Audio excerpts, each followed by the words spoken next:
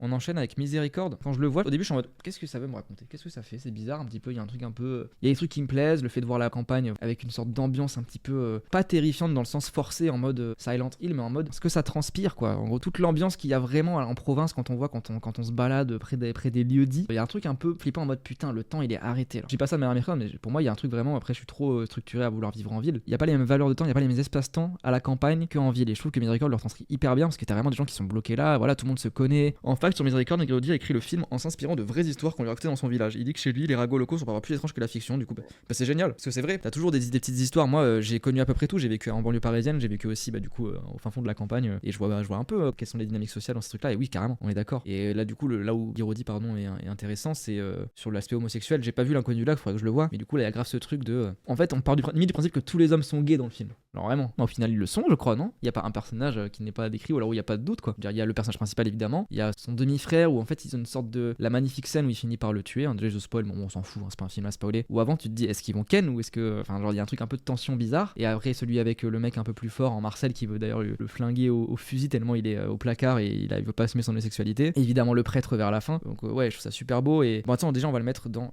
franchement je le mettrai là quoi. Donc oui c'est très beau dans ce fait déjà de représenter des masculinités non hégémoniques et en plus homosexuelles. Donc rien que pour ça c'est assez intéressant. Et puis même en plus il y a un truc dans le film où le prêtre va venir lui pardonner le fait qu'il ait tué son beau-frère ou son demi-frère je sais plus et parce qu'en fait il veut le draguer en même temps. Enfin c'est magnifique. Je cherche pas, il y a un truc un peu malsain, bizarre et tout dans cette ambiance très flippante. Enfin je le trouve super beau.